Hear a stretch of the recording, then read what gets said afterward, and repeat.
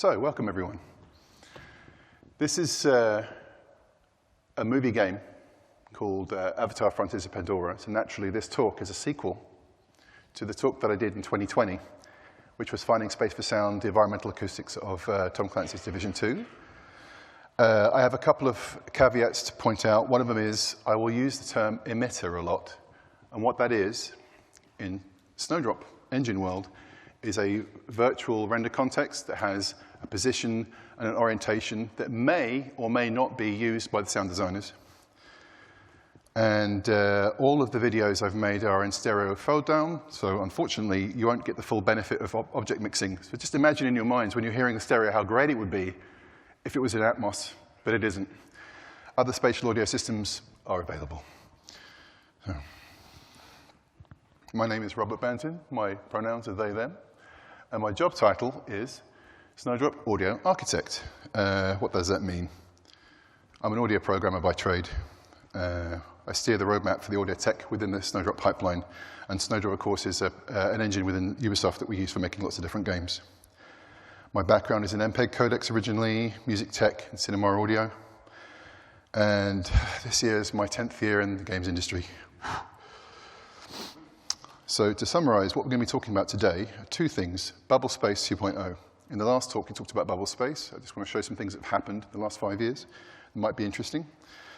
And Slapback 4.0. So to be clear, what we shipped with Division 2 was Slapback 3.0. Two other versions before that never got shipped or saw the light of day. So I'm keeping track. In case you're wondering, I don't remember there being a 3 or a 2. You heard 3. Okay, let's get started. So, Bubble Space 2.0. What is it? So what we're doing is that we are devising a system for finding the free air around the player. So in an analogy like this with a Division player, it's finding the best fit cylinder in a 3D space. And that's the version we shipped in 1.0, was shipped in Division 2. The tightest fit cylinder is about the azimuth plane, and the height of it is from above the player's head. And it uses raycasts. It uses them radially and above the player's position. So how it did that, and I have a very sort of simplified diagram here. It would do out 3 radially, and then find a new position, do another 3, and another 3, and another 3, and then it would rotate round. So it's kind of like a radar. That way you can do effectively 12, but you're doing it over 4 frames, which aids in mitigating the CPU cost. And then, whilst it does these measurements, by the way, these dots, the green dots are a raycast to hit nothing, and the red dot is a raycast to hit something. So that gives you an idea. And the outer circle is the maximum range of the raycast. And this is a plan view of a typical American city like Washington, D.C., for instance. And, of course, that means that when the player moves around the world, the green circle is shrinking and expanding constantly. And from that, we can do some intelligent mixing. So here's a video. This is like pre-shipping, I guess it was a year before we shipped Division 2, of it working.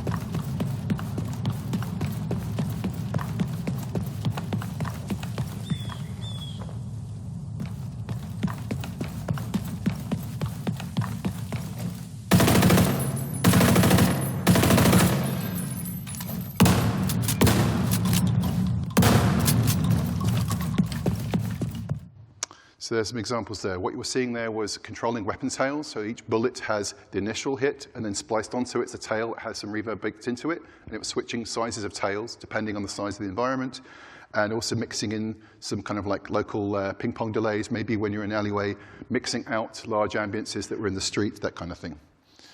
So what did we do with Bubble Space 2.0? So the thing that we did before, we still do, as an option, is called the minima azimuth estimation, and I call that the blue ring. So if you look here, the red dots are a raycast hit, and the green one is where it's hit nothing, and the yellow ones is where they both hit, but it's going to ignore one of them. And the reason why is that whenever you have 3 hits, it's sorting and showing the 2 shortest distances. So the furthest one at the end of that sort gets ignored. So it's only averaging the 2 shortest ones. And then the overall effect is this blue circle. So that would have been our azimuth estimate for bubble space back then. And it works great, except that sometimes when you're getting into cover or going up against the wall, it shrinks very, very small. And sometimes it shrinks very, very, very large. In some cases, you want that. Sometimes, some cases, you don't. So I had a look into it, like, can we have a less aggressive azimuth estimates? So we came up with this thing called the maxima one. So what's the difference? So the difference is the sorting order is reversed.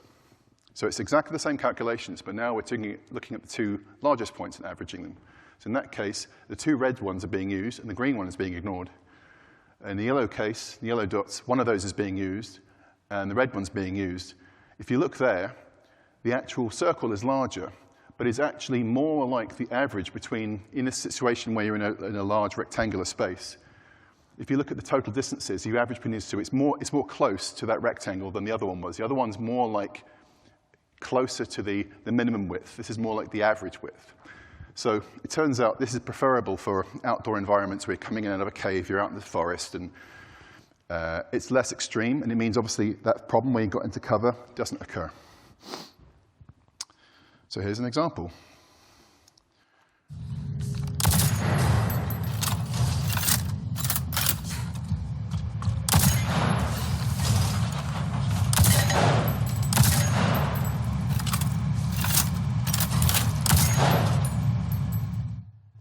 I forgot to mention also, a lot of these videos look kind of ugh, because I often put the graphic settings right down so I don't get GPU bound. So if you're wondering, why does the game look so ugly, that's why. But you should be losing your ears anyway, so who cares? So that's the azimuth estimation done. So we have 2 modes, and it's basically the same calculation. So depending on how you sort, oh, hi, Alistair. Depending on how you sort them, you can get the 2 largest or the 2 smallest, and that's it. For the zenith estimation, what we were doing originally was we're taking 3 raycasts going straight up. And we were taking the ones that agree the most. The reason why you need to do that is you might be standing under a satellite dish, lamppost or something. If you had 1 raycast, you might get a really weird edge case where suddenly it feels like the whole world has come down, but it's just because you're standing under a lamppost. So the idea of doing 3 is just to make it a bit more democratic. One of the things about it is that minimally the 2 heights have had to marginally agree for it to affect change. So once it takes a measurement, 2 raycasts have to agree again for it to change. So you don't get sudden changes. Basically, everything has to agree before something happens. It's the intelligent mix. Makes it a bit more stable.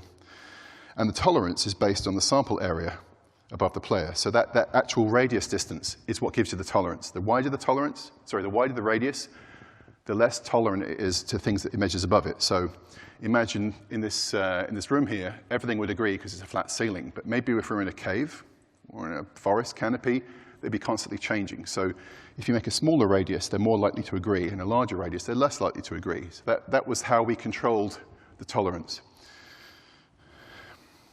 And of course, edge cases are easily dealt with, as you can see here, with this hypothetical block hovering in the air. So what did we change? So it kind of got interesting because the zenith estimation now has a variable tolerance. This is something that Dave Ostenacker asked me about.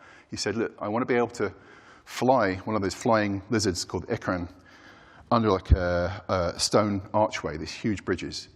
But I want it to kick in and out the sparkly sweetness of the rain immediately if you fly under the bridge, but if you're 50 meters below, don't kick in immediately. And in fact, at some point, maybe for the perspective of the rain, the bridge is kind of out of focus, so maybe don't change anything at all.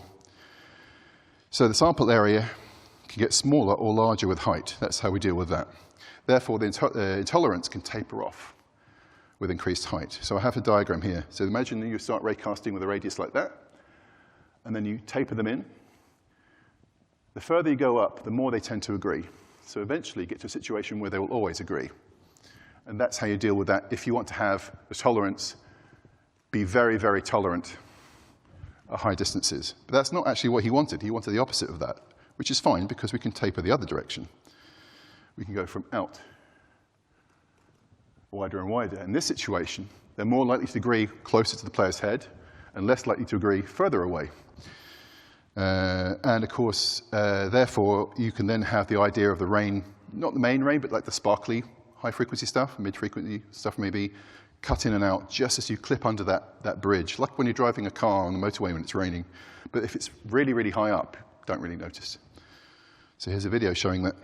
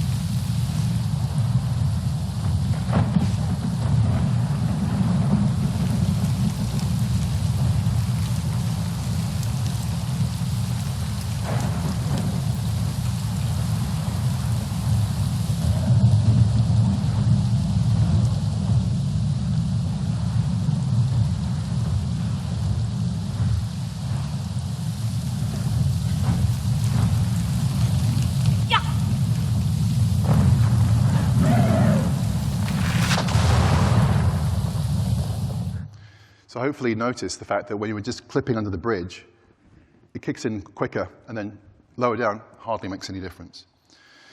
So the summary conclusion for this is, with the bubble space, is that having both minimum and maximum estimates makes it more useful.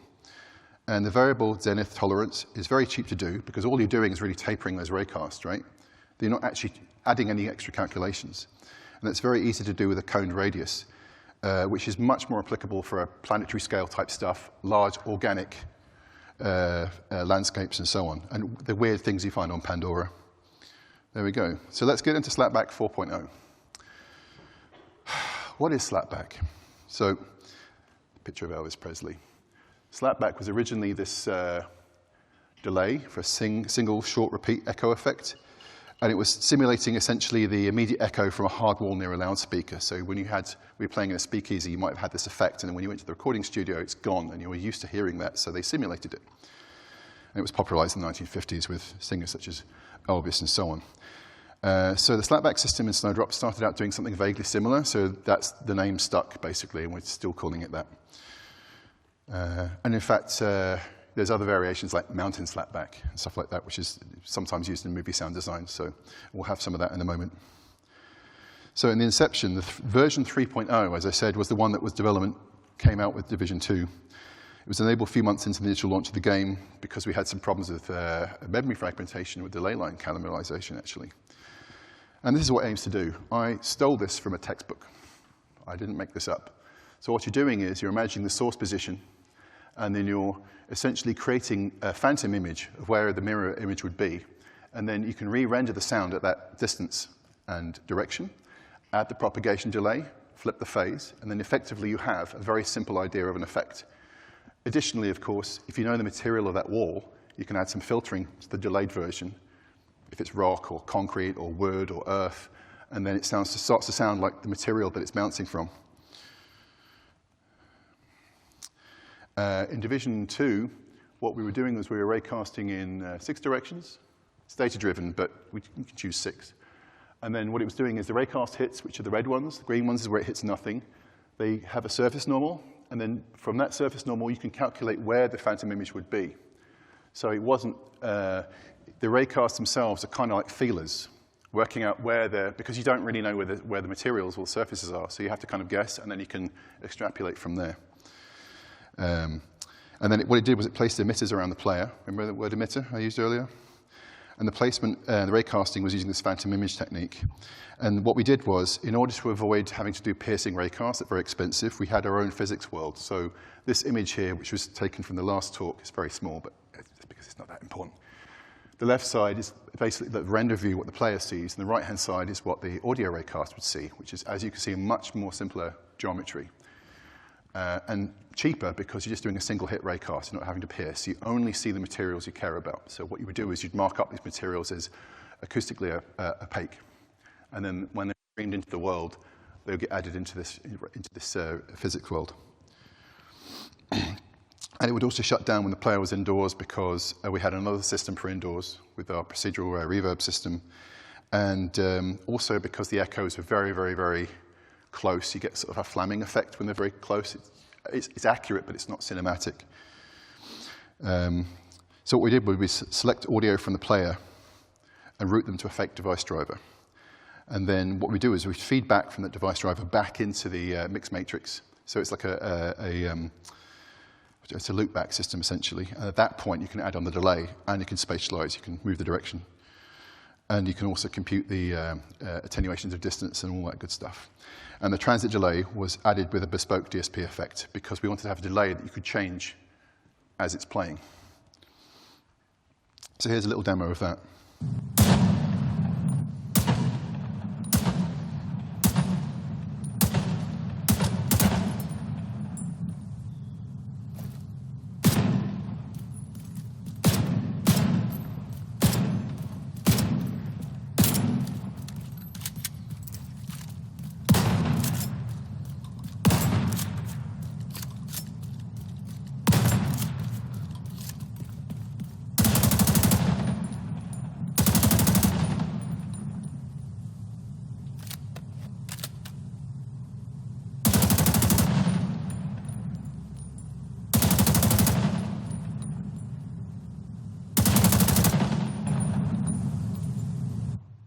Imagine how great that would sound in Atmos.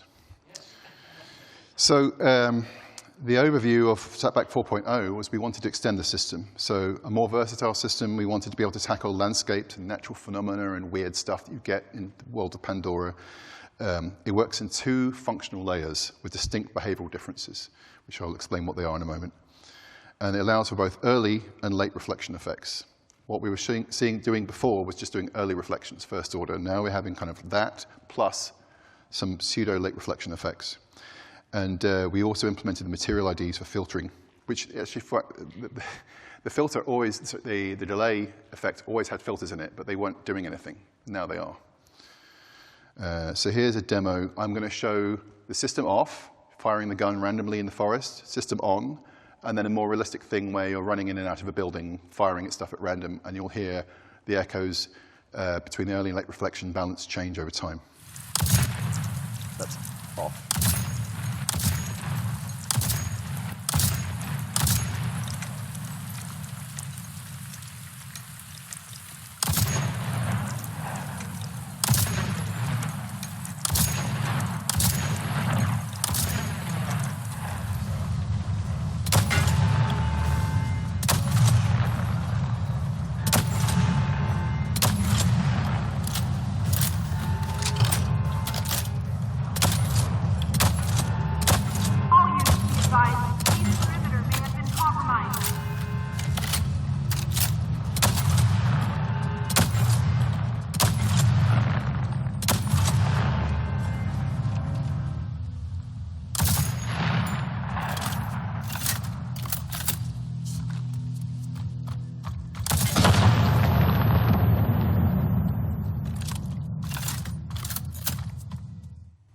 Fun fact, what you saw there was that exploding barrel. Why was that part of the slapback system?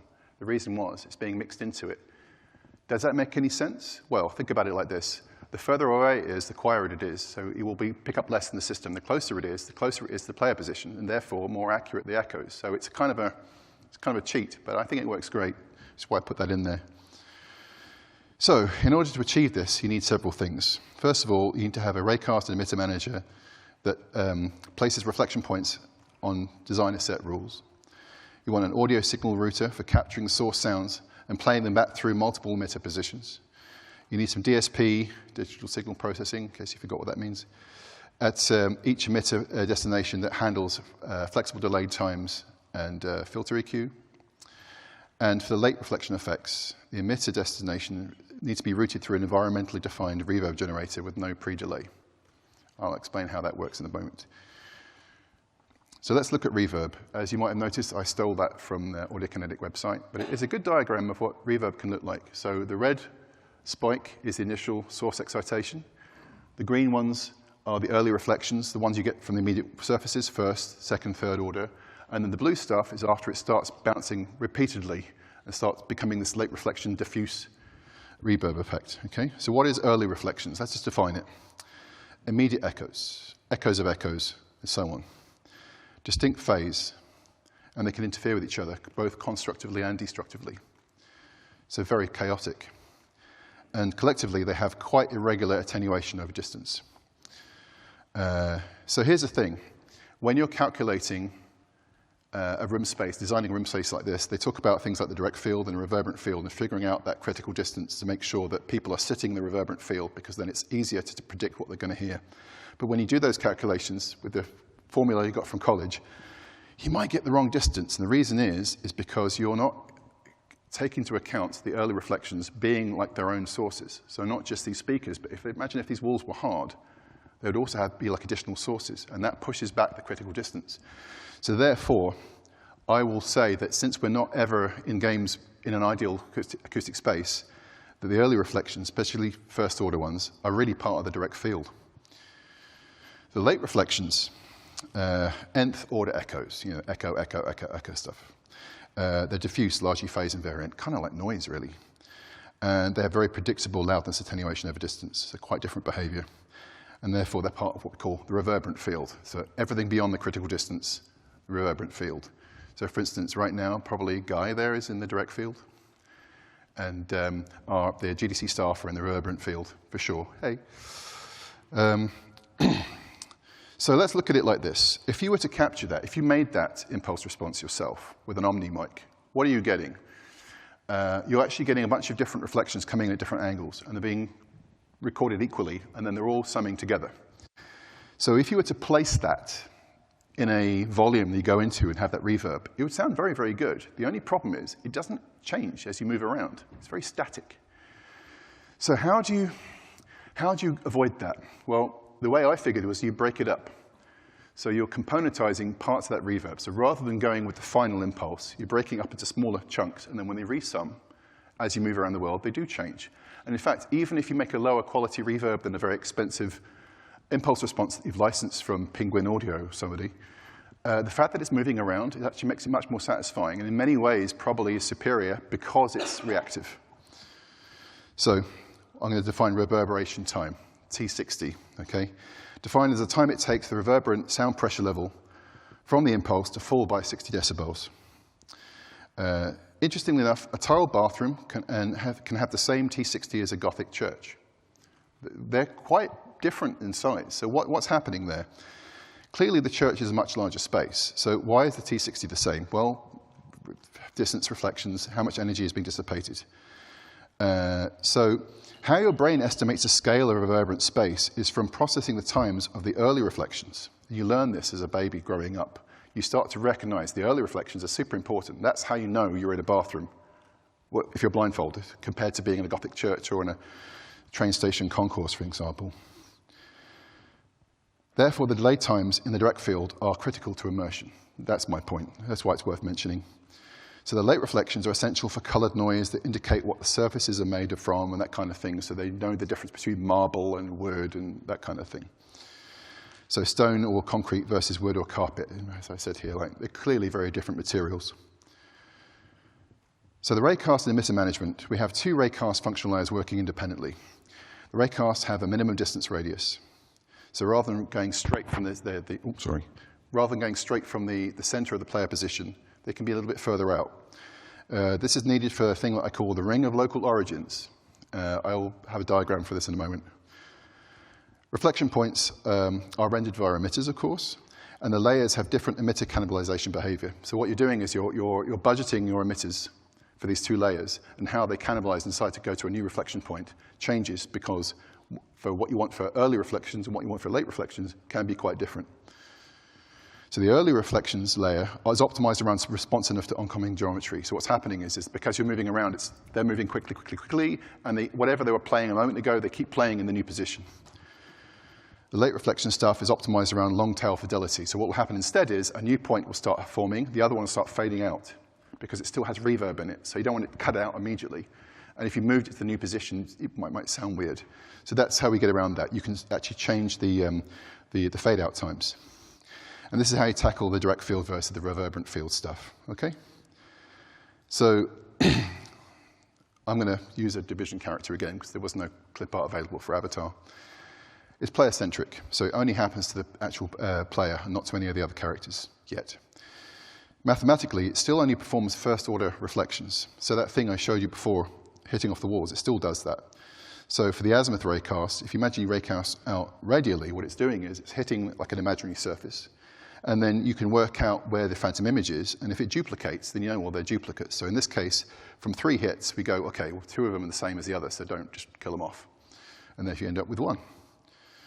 And also, we can do things like we can have an azimuth height offset, which we can then correct for when we resolve the position. That might be handy for not accidentally hitting things that are just outside of your minimum distance, but they're still too close. Maybe a wall cover, you know, video games, right? And then upwards or downwards. So depending on the layer, for the early reflections, we raycast upwards because we want to hear ceiling stuff. And when we're in the air flying, we want to hear the late reflections from the ground. So we raycast down for the late reflection layer. So here's some maths, but visualized graphically. Don't panic. Reflection points are derived from the raycast hit positions and the surface normals.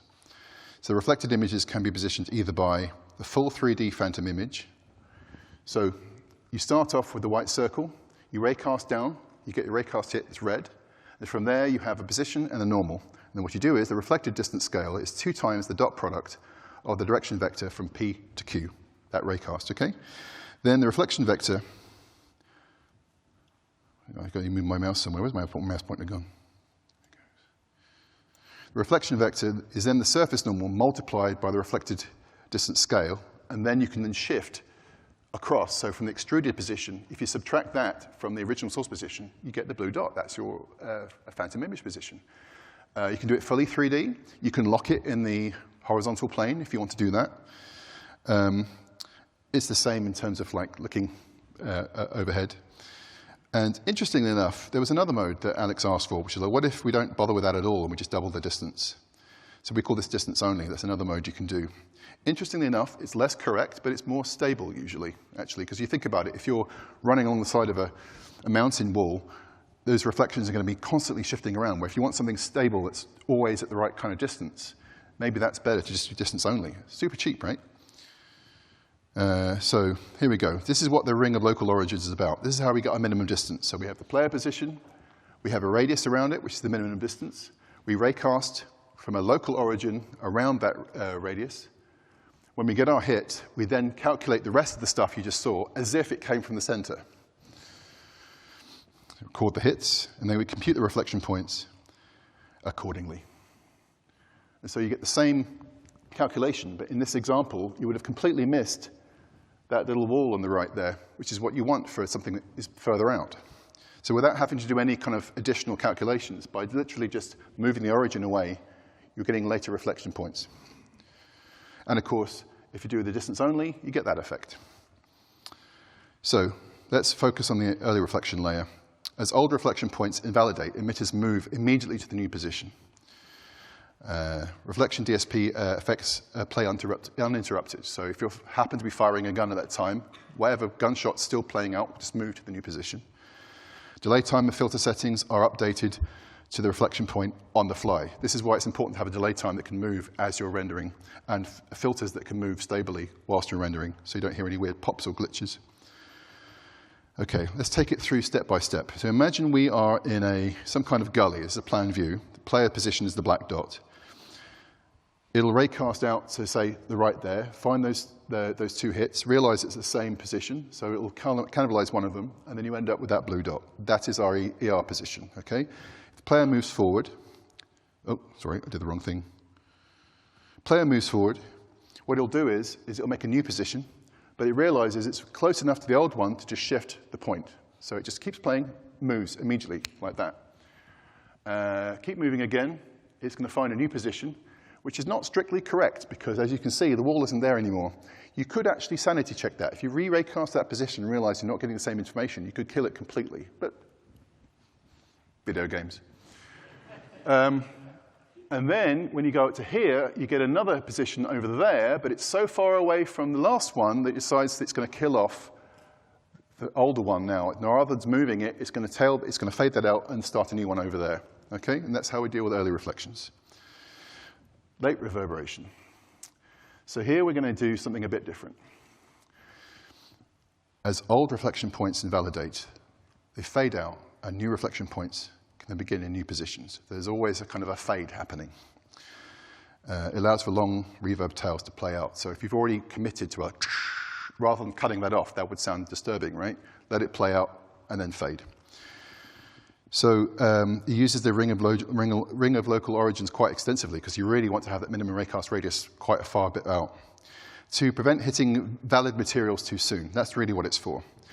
It's much more efficient than using a piercing raycast. So what you could have done is decide to do a piercing raycast and then the number of hits you got back, just keep shimmying down that array until you found one that was a favorable distance.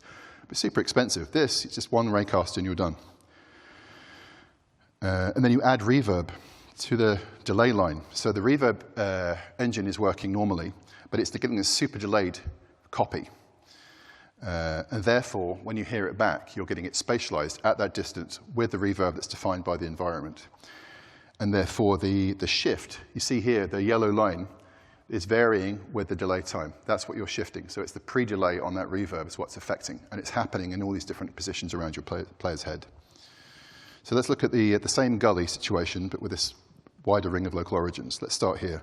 So now the player stood there, and you have bottom left, top right, bottom right, 3 raycasts, and therefore we have these phantom image positions. We move forwards, they invalidate, and they start to fade out because they're invalid, and new ones are found. So momentarily, you actually have more emitters playing than you've actually budgeted for. So that's what you have to kind of like double your budget for this. And then you move again, and then the other ones that were just started fade out again, and the new ones start further on. And that's it. So in terms of like filtering, I did some research and got some real acoustic data back about what happens in different environments. I have a chart here from somewhere in the Pacific Northwest, and it's the different plants that someone's found the acoustic absorption spectrum for. And I used this information for the clouded forest. Don't panic, baby tears is a plant, not actual baby tears. Let me to clarify that, because when I showed this to somebody, they panicked. They went, no, it's... So what you do then is that this is the absorption spectrum. So to make the EQ, you just basically flip that. It is power-based. And then once you add the logarithms, you get a kind of decibel shape. So that's all the EQ settings I base upon, based on that. And I don't think they ever change. I think Alex was happy with them, so cool. So every valid reflection point has a material ID, and we take the material ID, whatever that material is, and then we have a list of known EQ settings, and we apply it. Materials are mapped to filter parameters, so we use the raw filter parameters. And then we send those in to Wise through real-time parameter controls, and that's what the reflection effect is getting for every single emitter. And of course, they can be different for every emitter, right?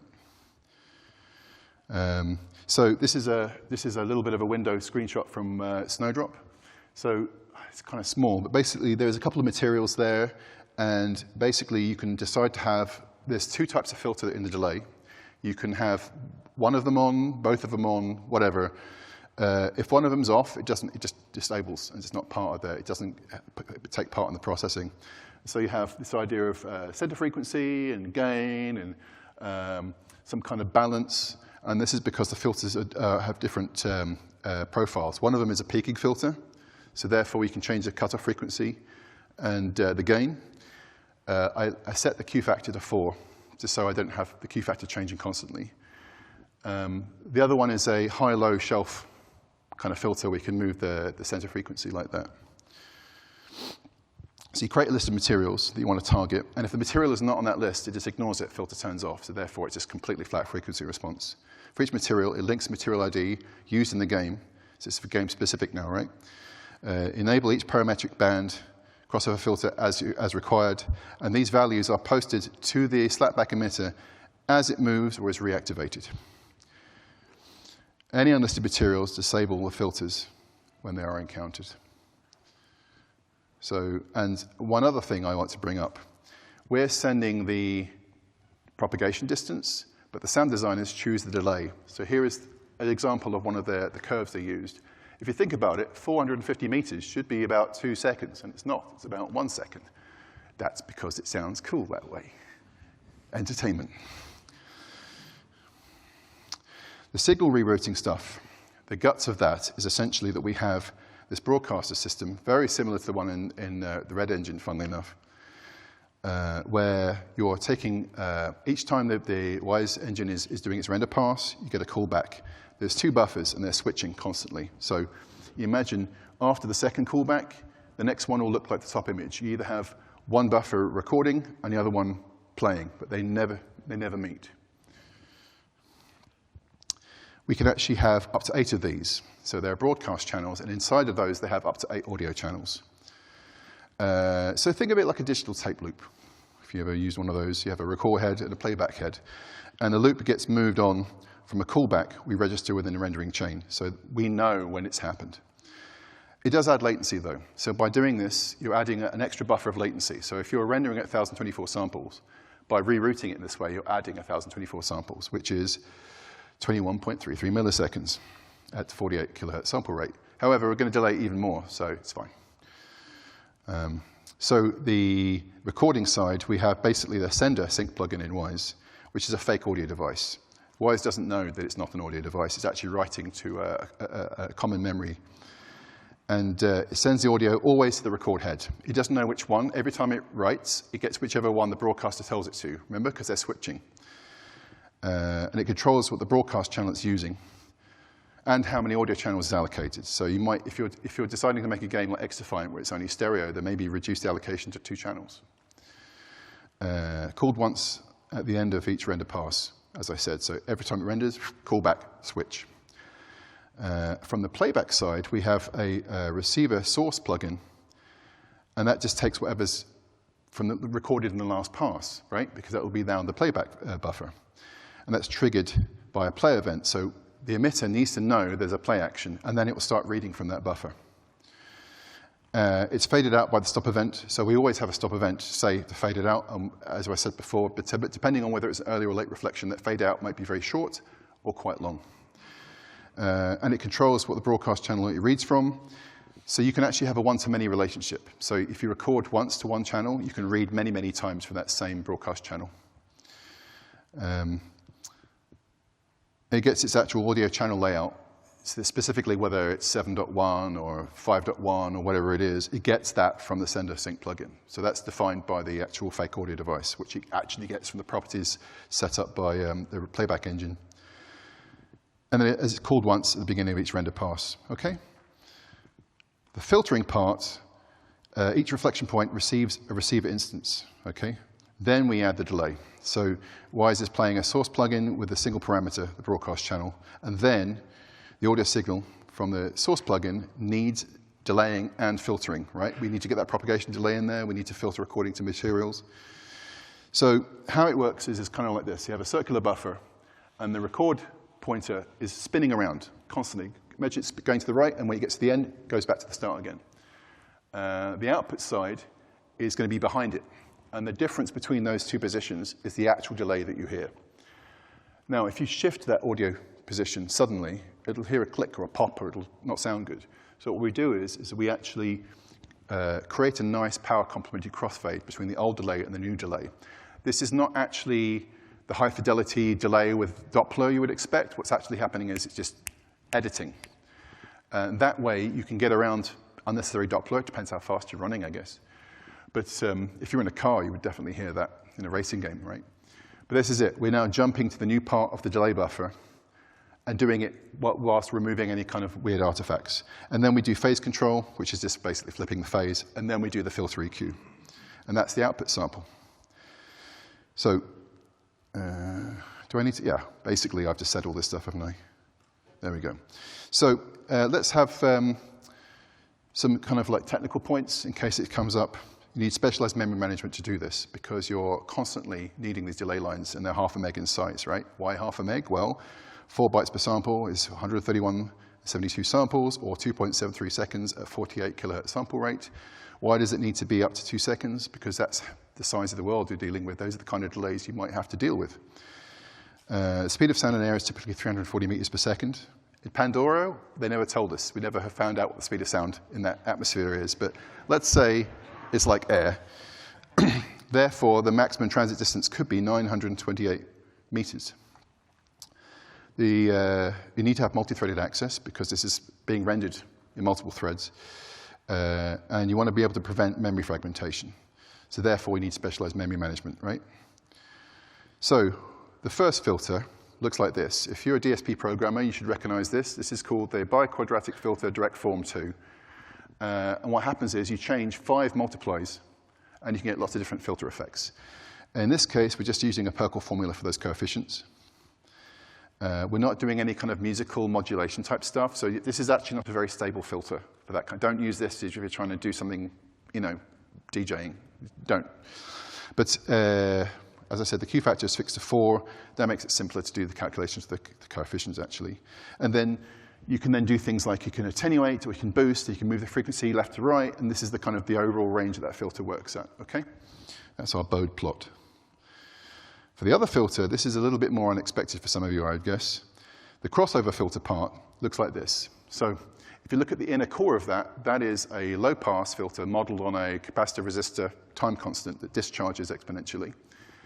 And the K value, that multiplier, is 1 minus e to the minus omega t. That big T is actually the sample rate inverted. It's a time of one sample. The e to the minus omega t, if you calculate it exactly like that, it's kind of expensive, so you don't do that. You do a polynomial fit, because that's obviously a very good candidate for SIMD optimization then. Anyway, the outer line is the same input that's subtracted from this output. And then you get like a high-pass characteristic, kind of. And then at the end here, we have a voltage divider. And if it's exactly in the middle, they will perfectly cancel each other out and be completely phase linear. If you don't believe me, there you go. So the inner core part, as I said, that time constant low-pass filter is the blue line. And then when you subtract that from the input, you get the orange line with a bit of a bump, but don't worry about that. And then when you sum them together, completely phase linear. So you can have this on and not hear it. But of course, you can then change the offset between the two. And so you can get things like this. So you can boost it. You can boost the other way. So therefore, you get your high-low shelving in a nice, efficient way that sounds very natural. Are you all ready for a white noise test? All right, here we go. Here are the filters in action, just with some white noise. You can hear them working.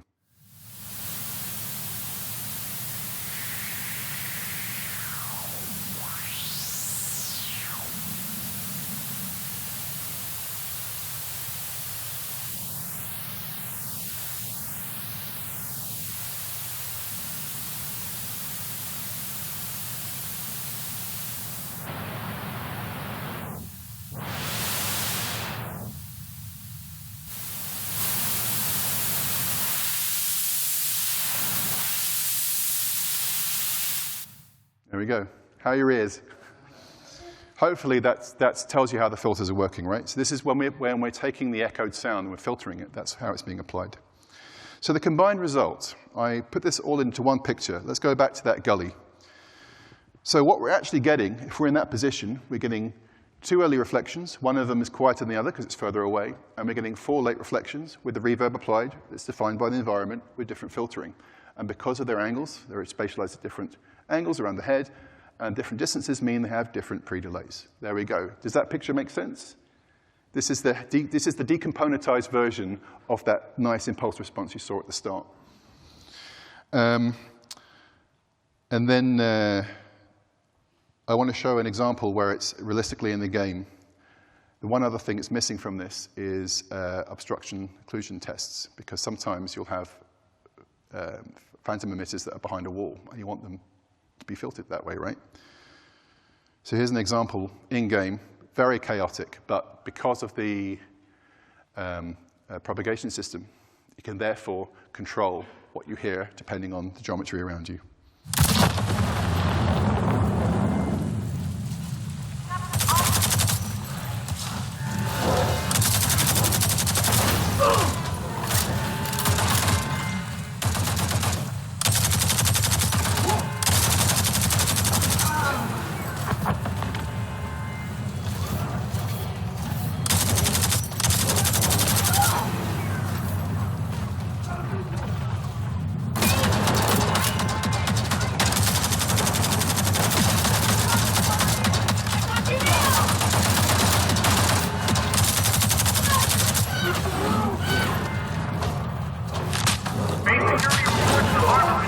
All soldiers be ready.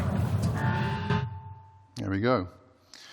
So let's summarize then. The reflection point cannibalization needs to be different. You need to have different modes for that to optimize around the requirements of early or late reflections, right? That direct field, reverberant field.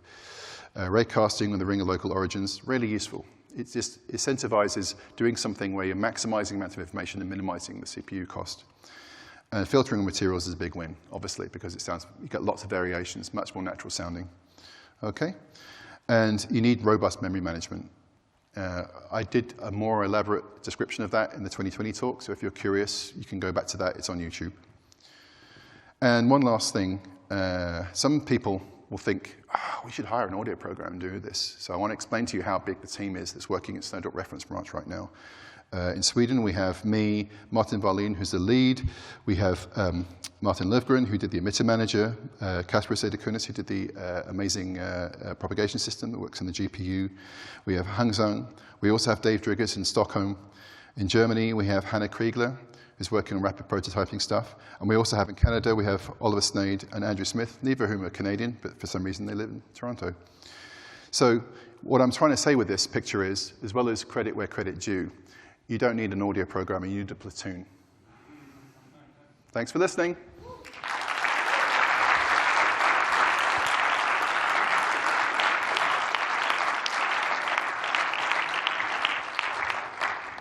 So I guess some of you have some questions.